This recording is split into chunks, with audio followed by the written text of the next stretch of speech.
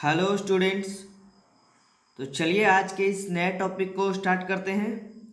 तो आज का जो ये हमारा टॉपिक है, देखिए आप लोग को थंबनेल में दिख गया होगा, बहुत ही अच्छा टॉपिक है आज का, जो कि एवरेज से हम लोग स्टार्ट करेंगे। ठीक है, तो सभी बच्चे अंत तक बने रहेंगे और जिनको भी अगर कोई दिक्कत हो तो वो हमें कमेंट बॉक्स में लिख कर हमारे इस टॉपिक से रिलेटेड सवालों को कर सकते हैं। ठीक है, तो चलिए आज एकदम बेसिक से हम लोग स्टार्ट करने जा रहे हैं। तो हमारे चैप्टर का नाम है औसत यानी कि एवरेज। तो सबसे पहले हम लोग इस टॉपिक में जानेंगे इसके टोटल बेसिक को, यानी हमारा कॉन्सेप्ट अगर क्लियर रहेगा तो हमारा एक भी क्वेश्चन आगे नहीं छूटने वाला है। और आप लोग अंत तक बने रहिएगा क्योंकि आपका कॉन्सेप्ट एकदम बेहद ही जरूरी है। और जिन बच्चों का ये वीडियो छूट जाएगा वो बाद में जाकर जरूर देख लेंगे। ठीक है, तो चलिए आज के इस टॉपिक को स्टार्ट करते हैं। तो आज के इस टॉपिक में हम लोग औसत के बारे में जानेंगे अच्छे से, इसके बेसिक के बारे में कि औसत क्या होता है और इससे रिलेटेड किस प्रकार के क्वेश्चन बनेंगे। उसके बाद हम लोग इसके टाइप बाय टाइप क्वेश्चन को कवर करेंगे। ठीक है, तो चलिए स्टार्ट करते हैं। सबसे पहले हम लोग जानेंगे, देखिए कि औसत क्या होता है। ठीक है, तो देखिए औसत का फॉर्मूला पहले हम लिखते हैं। औसत का होता है, औसत बराबर हम लोग जानते हैं संख्याओं का योग और बटे उनकी संख्या। सभी के बारे में डिटेल से जानेंगे क्या होता है। ठीक है, ये होता है औसत, संख्याओं का योग बटे उनकी संख्या। इसके आगे देखिए हम लोग एग्जांपल लेंगे तो आपका ये फॉर्मूला एकदम क्लियर हो जाएगा। अभी हमें याद रखना है कि औसत बराबर क्या होता है, संख्याओं का योग। योग का मतलब क्या होता है, जोड़। ठीक है, योग का मतलब क्या होता है, जोड़, और बटे उनकी संख्या यानी कि उनकी संख्या या कुल संख्या कह सकते हैं। अब देखिए एक फॉर्मूला यहाँ से हमारा और निकल कर आता है। जैसे देखिए अगर हम इसको क्रॉस में गुना करते हैं, ठीक है, तो देखिए उनकी संख्या या यहाँ पे लिख सकते हैं आप लोग ब्रैकेट में कुल संख्या। ठीक है, कुल संख्या या उनकी संख्या। अब देखिए एक और फॉर्मूला हमारा निकल करके आता है यहाँ से। देखिए ये क्रॉस में अगर हम इसे गुना करते हैं तो हमारा यहाँ पर निकल करके आएगा ये औसत और गुने कुल संख्या ही, चलिए लिखते हैं कुल संख्या। औसत गुने कुल संख्या बराबर क्या आ जाएगा हमारा, देखिए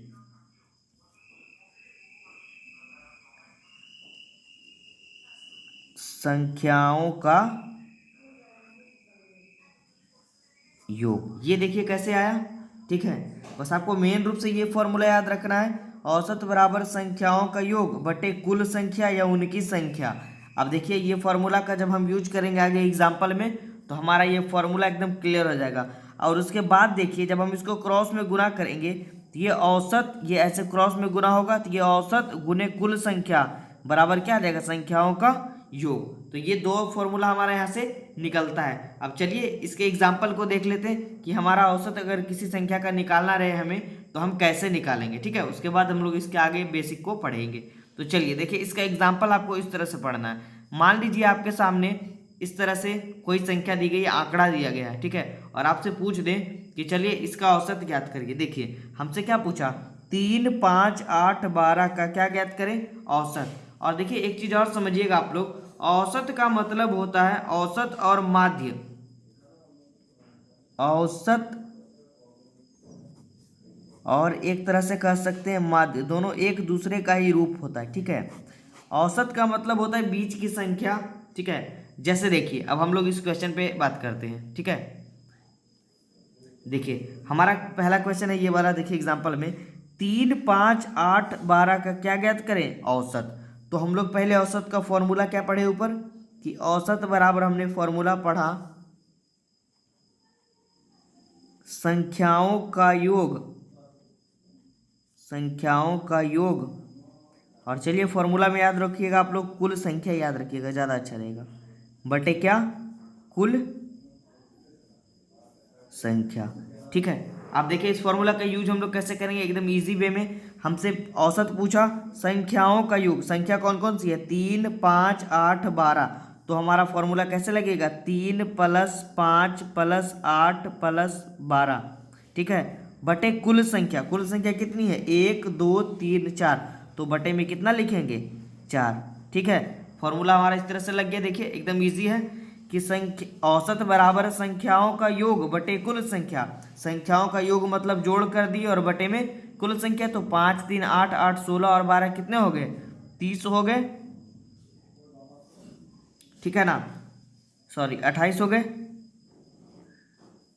16 12 28 और बटे में कितने 4। तो ये कितने बार में कटे 7 बार में, यानी इन संख्याओं का औसत कितना आ गया हमारा आंसर इसका आ गया क्या, औसत बराबर क्या आ गया 7।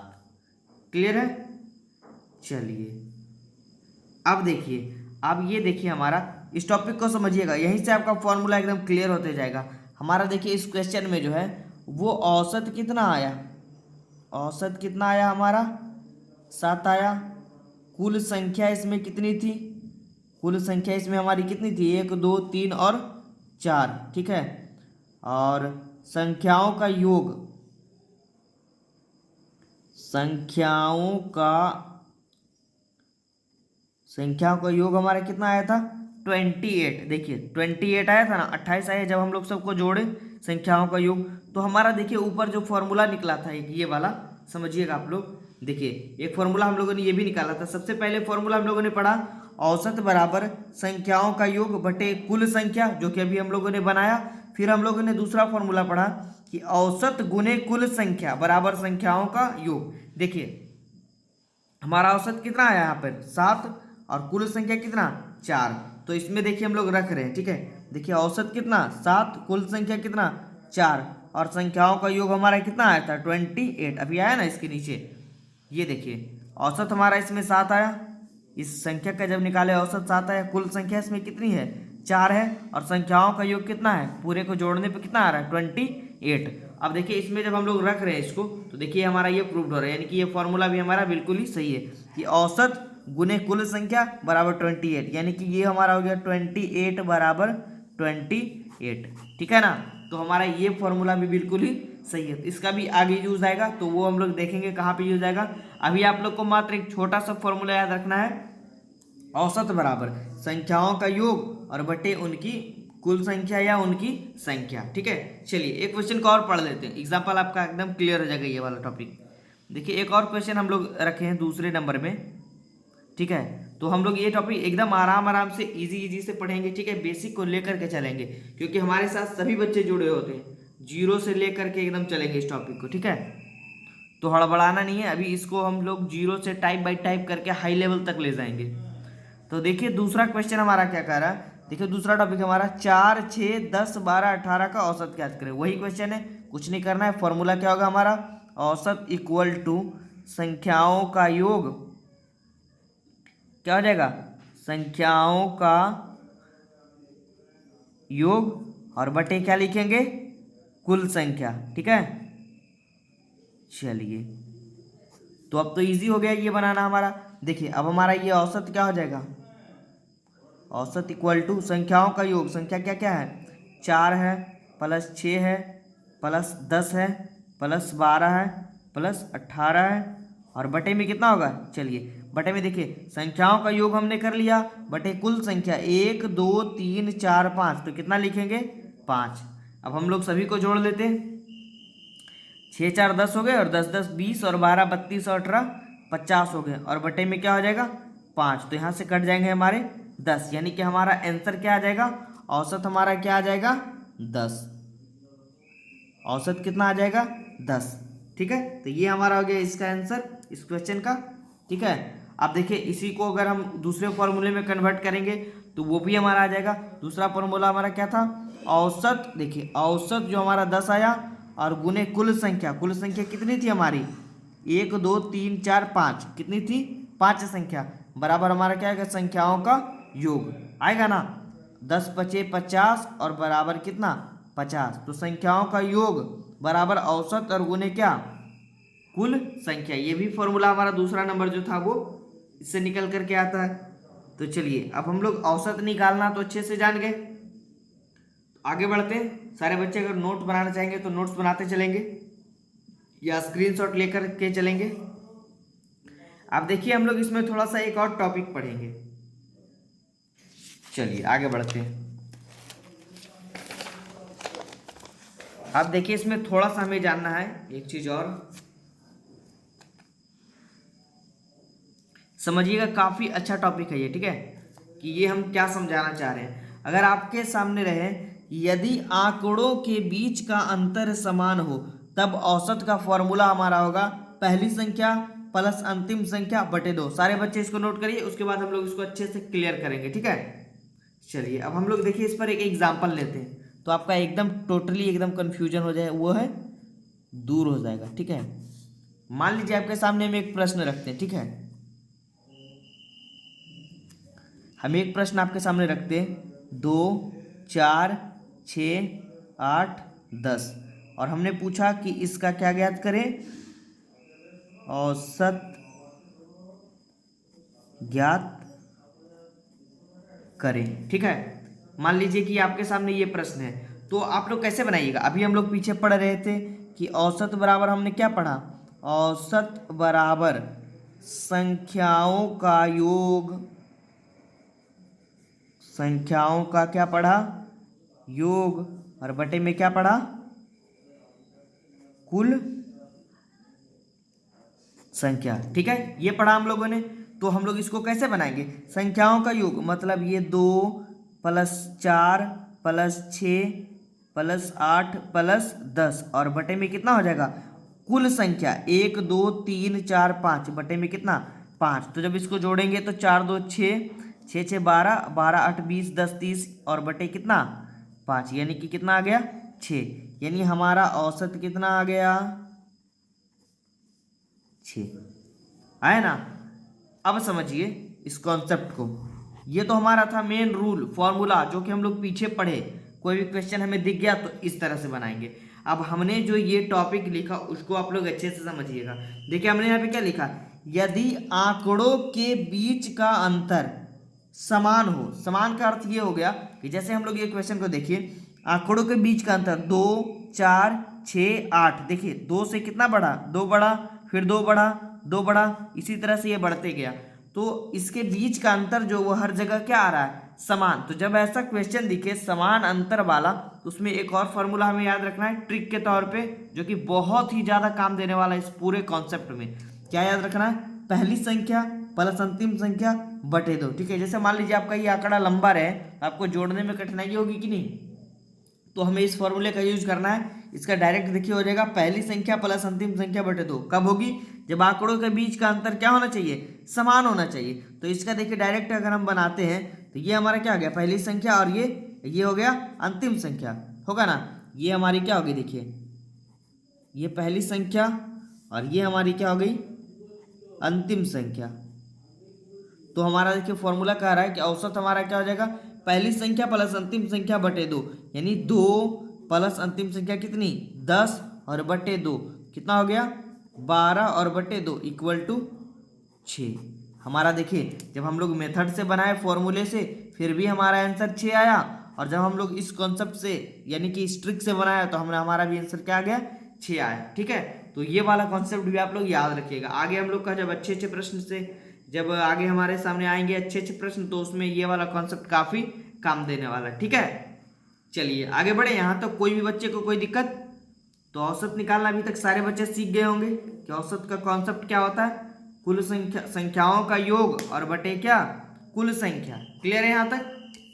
चलिए अब इस टॉपिक में हम लोग कुछ इसके और बेसिक को जानेंगे, इसमें क्या क्या हमें पढ़ना है, किस तरह के प्रश्न को पढ़ना है। तो चलिए आगे बढ़ते हैं।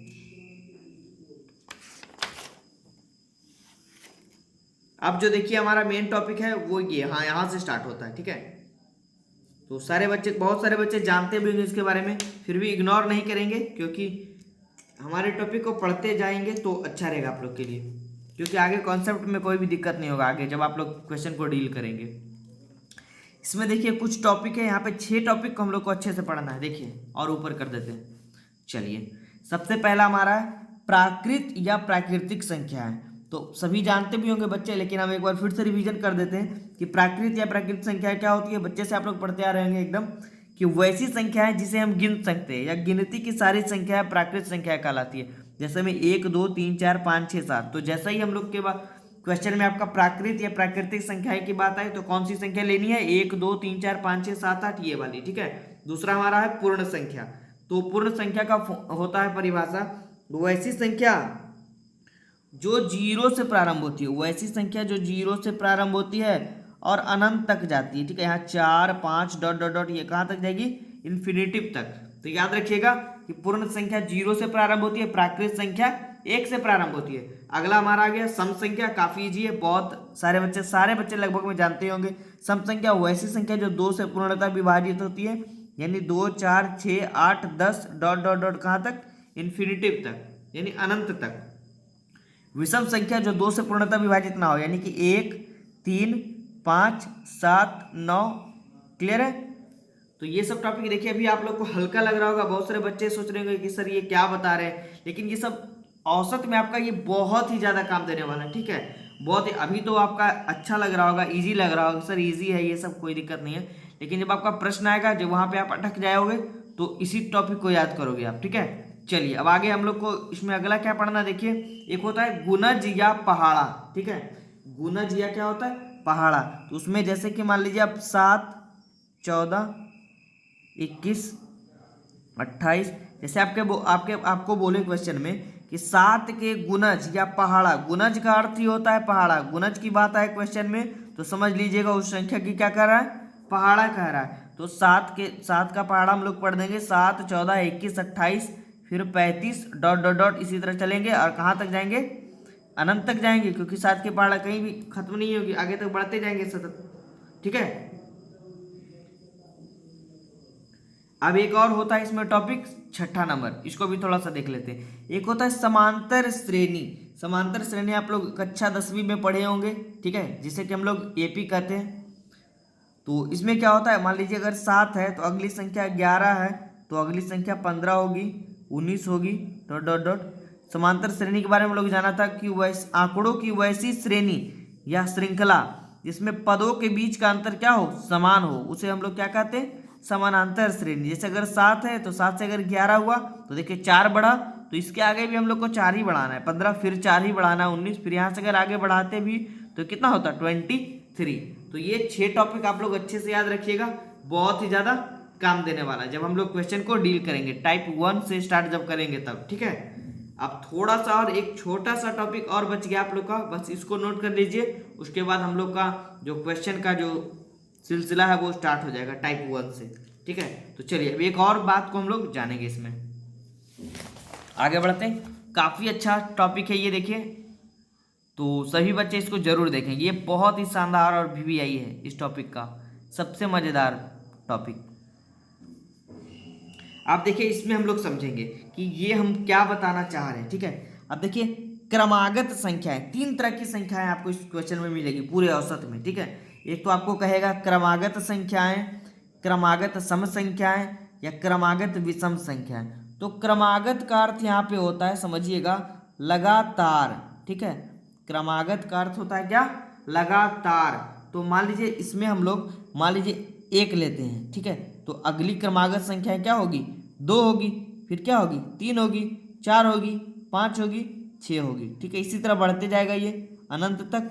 अब मान लीजिए अगर क्रमागत सम संख्या की बात करें, इसमें देखिए ना सम ना विषम कुछ नहीं बोला, बस बोला क्रमागत संख्याएं। तो अगर 1 माना तो 1 के बाद क्या 2 3 4 5 कुछ भी मान सकते हैं। यहाँ पर अगर 3 से भी आप शुरुआत करते, अगर 3 से भी शुरुआत करते तो 3 के बाद क्या आता, 4 आता, 5 आता, 6 आता, इस तरह से हम लोग बढ़ते जाएंगे।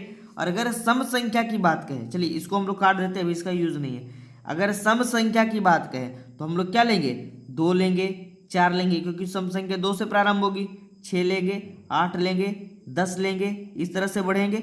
और अगर विषम संख्या बोलेंगे तो 1 लेंगे, 3 लेंगे, 5 लेंगे, 7 लेंगे, 9 लेंगे, इस तरह से बढ़ते जाएंगे।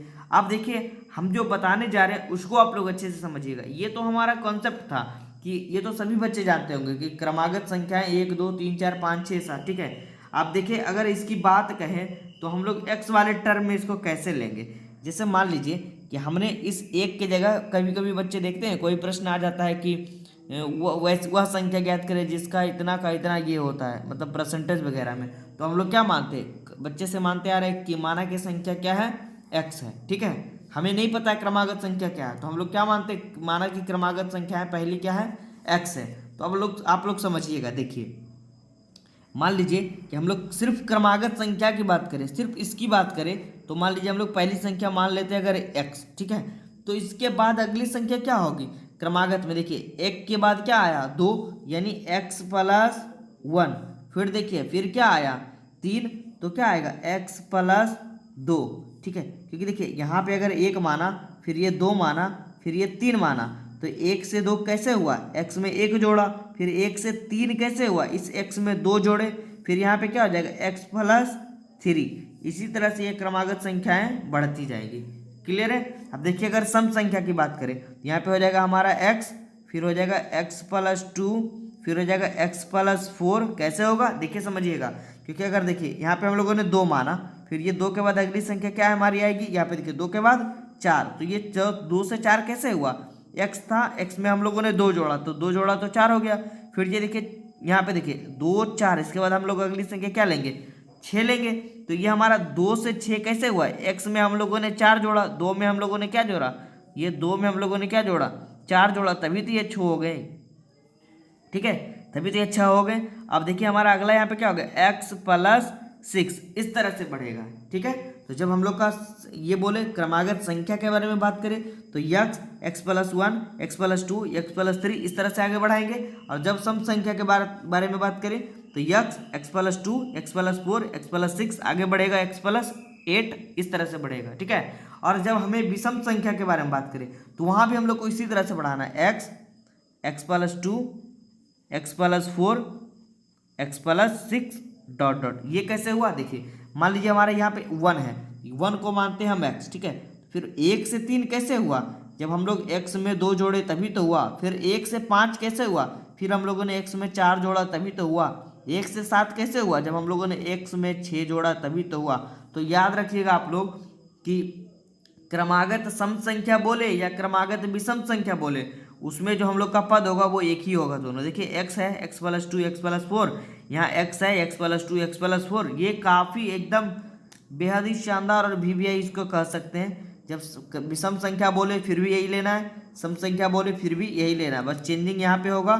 सिर्फ क्रमागत संख्या बोले x plus 1, x plus 2, x plus 3, ये लेना है, ठीक है। तो ये था आज का ये टॉपिक हमारा बेसिक का।